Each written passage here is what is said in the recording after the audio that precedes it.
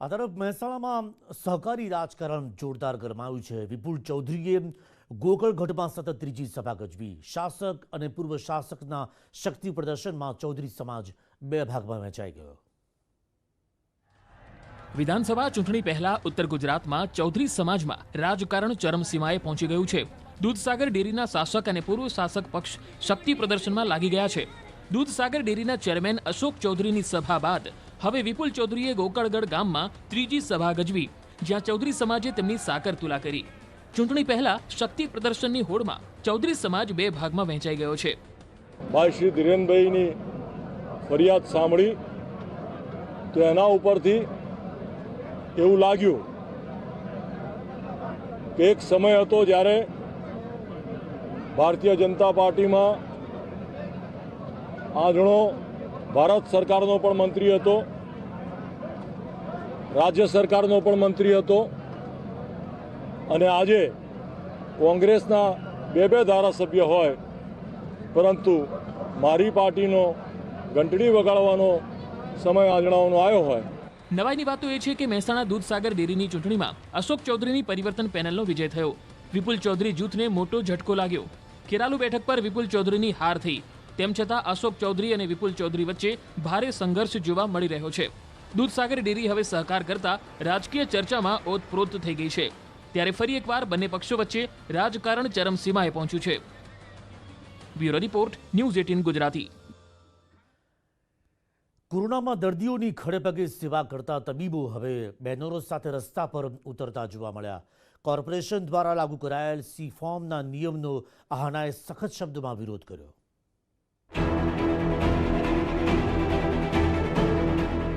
સફેદ કોટ અને હાથમાં બેનર લઈ રસ્તા પર ઉભેલા આ કોઈ પ્રદર્શનકારીઓ નહીં, તબીબો અને પેરામેડિકલ સ્ટાફ છે। કોરોના કાળમાં દિવસ રાત દર્દીઓની ખડેપગે સેવા કર્યા બાદ હવે કોર્પોરેશન તેમની સી ફોર્મના નામે કનડગત કરી રહી છે। ફોર્મ સી રજીસ્ટ્રેશનના રિન્યુઅલ તેમજ બીયુ પરમિશનના પ્રશ્નને લઈ આહનાએ બેનરો સાથે રેલી યોજી। વિરોધ પ્રદર્શનમાં શહેરની ખાનગી હોસ્પિટલોના 200થી વધુ ડોક્ટરો અને પેરામેડિકલ સ્ટાફ જોડાયો।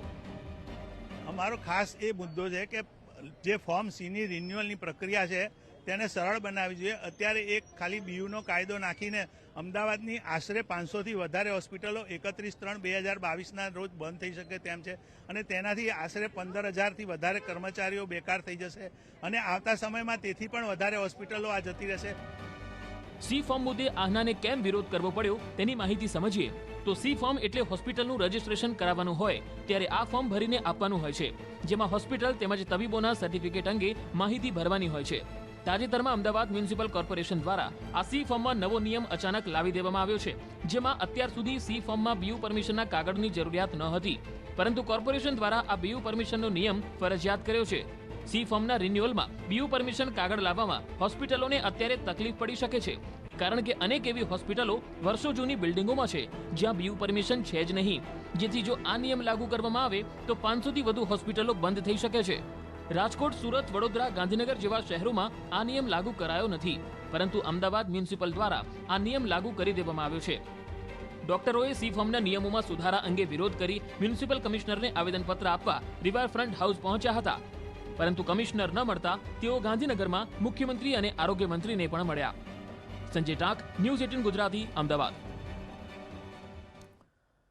આ તરફ આમ આદમી પાર્ટીને મોટો ફટકો। આપના રાષ્ટ્રીય નેતાઓના ગુજરાત પ્રવાસ પહેલા જ ઝટકો લાગ્યો છે। 1500 કાર્યકર્તાઓ અને હોદ્દેદારો જોડાશે ભાજપમાં અને ભાજપના સૌથી વધારે સૌરાષ્ટ્ર વિસ્તારના કાર્યકરો જોડાશે। આવતીકાલે CR પાટીલની હાજરીમાં જોડાશે આપના કાર્યકર્તાઓ। ભાજપમાં 1 મહિનાથી ચાલતું હતું ઓપરેશન અને કોંગ્રેસના કેટલાક ધારાસભ્યો પણ ભાજપના સંપર્કમાં હોવાનો દાવો થઈ રહ્યો છે। એક MLA, આદિવાસી વિસ્તારના અન્ય એક ધારાસભ્ય, દક્ષિણ ગુજરાતના, મધ્ય ગુજરાતના પણ કેટલાક આપ અને કોંગ્રેસના કોર્પોરેટર ભાજપના સંપર્કમાં હોવાનું કહેવામાં આવી રહ્યું છે। તો આવતીકાલે પાટીલની હાજરીમાં જોડાશે ભાજપમાં। આમ આદમી પાર્ટીને મોટો ફટકો। ચૂંટણી નજીક આવી રહી છે અને તે પહેલા જ જોડતોડની રાજનીતિ જે તેજ બની છે તેના જ ભાગરૂપે સૌથી વધારે સૌરાષ્ટ્ર વિસ્તારના કાર્યકરો એ ભાજપમાં જોડાશે। તો આપના 1500 જેટલા કાર્યકરો ભાજપમાં જોડાવા જઈ રહ્યા છે, જેને લઈને આમ આદમી પાર્ટી તરફથી પણ સ્પષ્ટતા કરવામાં આવી। આપના નેતા યોગેશ જાદવાણીએ કહ્યું કે કોણ કોણ ભાજપમાં જોડાવાનું છે અમને ખબર છે। મહત્વાકાંક્ષી લોકો જે માત્ર હોદ્દા અને ટિકિટ માટે રાજકારણમાં આવ્યા છે તેવા લોકો ભાજપમાં જોડાવાના છે અને ભાજપમાં જોડાનાર આગેવાનો એવા છે જેમને પહેલાં જ પાર્ટીમાંથી નિષ્ક્રિય કે પછી બરતરફ કરી દેવામાં આવ્યા. ટિકિટ અને હોદ્દો જ જેમનું માધ્યમ હોય એ પ્રકારે પાર્ટીમાં કામગીરી કરી રહ્યા હતા. એટલે કે આ જે લોકો છે આવતીકાલે જોડાવાવાળા જે લોકો છે એમના સમાચાર કોણ કોણ જોડાવાના છે એ પણ અમારા સુધી થોડા ઘણા અંશે પહોંચ્યા છે અને એ સમાચારો પરથી અમને પણ ખબર છે કે આટલા નામ છે જે નામો ઓલરેડી આમ આદમી પાર્ટીમાં છે નહીં. આમ આદમી પાર્ટીમાંથી એમને નિષ્ક્રિય કરવામાં આવ્યા છે, સસ્પેન્ડ કરવામાં આવેલા છે. જામનગર મનપાના વિપક્ષના ઉપનેતા લાંચ લેતા ઝડપાયા. વિપક્ષના ઉપનેતા વચેટિયા સાથે લાંચ લેતા ઝડપાઈ ગયા. બિલ્ડર પાસેથી 1.5 લાખની લાંચ લેતા 2 ઝડપાયા છે. મનપાના વિપક્ષ ઉપનેતા ફરકાન શેખ તાજેતરમાં જ બન્યા છે ઉપનેતા અને બસપામાંથી ગત મનપાની ચૂંટણીમાં તેઓ ચૂંટાઈને આવ્યા હતા.